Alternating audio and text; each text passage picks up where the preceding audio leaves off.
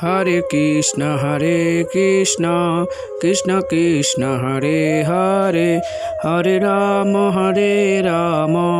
राम राम हरे हरे। श्रीमद्भगवद्गीता यथातथः प्रथमोऽध्याय विषाद योग, श्लोक नंबर 12। तस्य संजयन हर्षं कुरु विद्ध पितामह, सिंहनादं विनोदोचै शंखं दद्मो प्रतापवान्।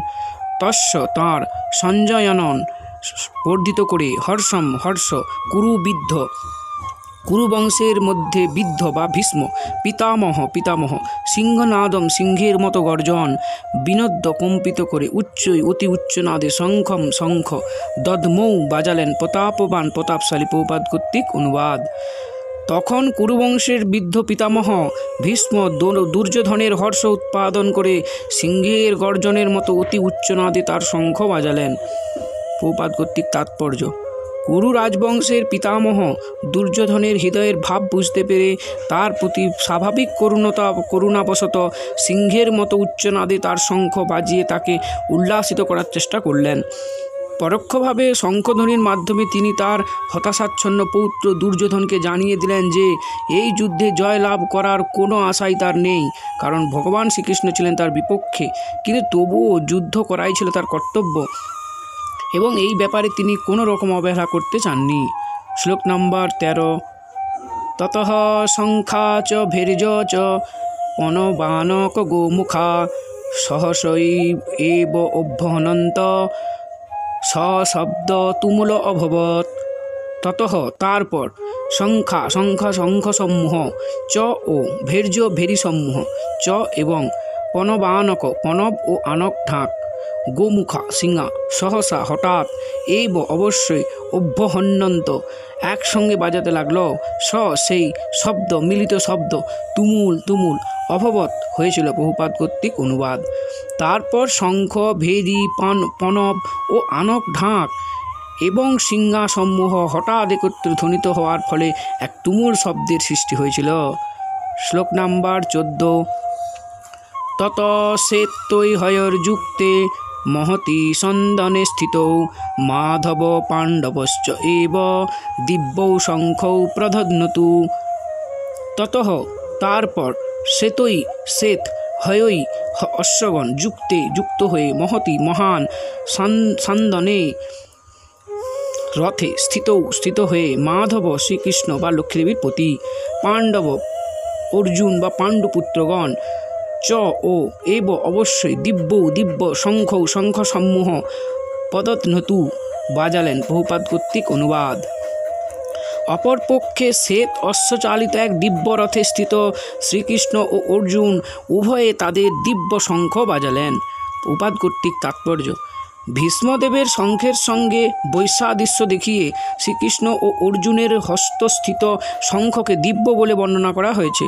দিব্য শঙ্খের ধ্বনি এই সংকেতেই প্রদান করল যে ভগবান শ্রীকৃষ্ণ পাণ্ডব পক্ষে যোগদান করার জন্য অপর পক্ষে বিজয়ী হওয়ার কোনো আশাই ছিল না। জয়স্তু পাণ্ডুপুত্রাণাম যেষাং পক্ষে জনার্দনঃ। ভগবান শ্রীকৃষ্ণ তাদের সঙ্গে থাকার জন্য বিজয় সর্বদা পাণ্ডুপুত্রদের মতো ব্যক্তিদের সঙ্গেই থাকে। ভগবান যখন যেখানে থাকেন সৌভাগ্যলক্ষ্মী সেখানেই অবস্থান করেন, কারণ সৌভাগ্যলক্ষ্মী সর্বদা তার পতির অনুগামিনী। তাই বিষ্ণু বা শ্রীকৃষ্ণের দিব্য শঙ্খধ্বনির মাধ্যমে ইঙ্গিত করা হয়েছিল যে অর্জুনের জন্য বিজয় ও সৌভাগ্য প্রতীক্ষা করছে। তাছাড়া যে রথে দুই সখা উপবিষ্ট ছিলেন তা অগ্নিদেব অর্জুনকে দান করেছিলেন এবং এটি এই ইঙ্গিতই বহন করছে যে এই রথ ত্রিভুবনে সর্বত্র বিজয় লাভ করতে সমর্থ। শ্লোক নাম্বার 15। পাঞ্চজন্যম হৃষীকেশ দেবদত্তম ধনঞ্জয় পৌণ্ড্রম দদ্মৌ মহাশঙ্খম ভীম কর্মাবিকোদরঃ।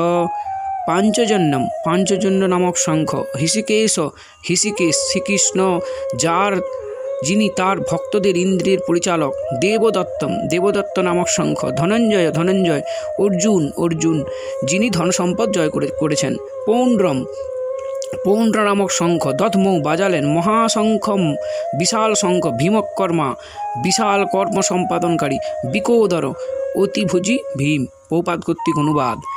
শ্রীকৃষ্ণ তার পাঞ্চজন্য নামক শঙ্খ বাজালেন, অর্জুন বাজালেন তার দেবদত্ত নামক শঙ্খ এবং ভীমকর্মা ও অতিভোজী ভীমসেন বাজালেন পৌণ্ড্র নামক তার বিশাল শঙ্খ।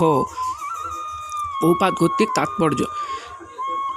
শ্রীকৃষ্ণকে এই শ্লোকে হৃষিকেশ বলে উল্লেখ করা হয়েছে, কারণ তিনি সমস্ত ইন্দ্রিয়ের অধীশ্বর, জীবের তার অবিচ্ছেদ্য অংশ। তাই জীবেদের ইন্দ্রিয়গুলি তার ইন্দ্রিয়সমূহের অবিচ্ছেদ্য অংশ। নির্বিশেষবাদীরা জীবেদের ইন্দ্রিয়সমূহের উৎস সম্বন্ধে ব্যাখ্যা করতে পারে না, তাই তারা সমস্ত জীবের ইন্দ্রিয়বিহীন ও নির্বিশেষ বলে বর্ণনা করতে উদ্গ্রীব। সমস্ত জীবের অন্তরে অবস্থান করে ভগবান তাদের ইন্দ্রিয়গুলিকে পরিচালিত করেন, তবে তিনি সেটি করেন জীবের শরণাগতির মাত্রা অনুসারে, এবং শুদ্ধ ভক্তের ক্ষেত্রে তার ইন্দ্রিয়গুলিকে ভগবান প্রত্যক্ষভাবে পরিচালিত করেন। এখানে কুরুক্ষেত্রের যুদ্ধক্ষেত্রে অর্জুনের দিব্য ইন্দ্রিয়গুলিকে ভগবান সরাসরিভাবে পরিচালিত করছেন, তাই এখানে তাকে হৃষিকেশ নামে বিশেষভাবে অভিহিত করা হয়েছে।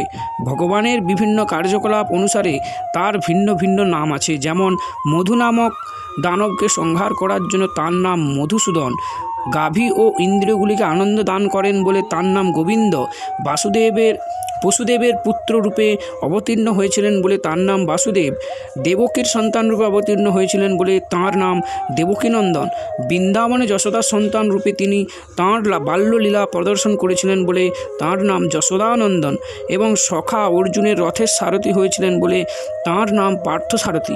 এই রকম কুরুক্ষেত্রের রণাঙ্গনে অর্জুনকে পরিচালনা করেছিলেন বলে তার নাম হৃষিকেশ।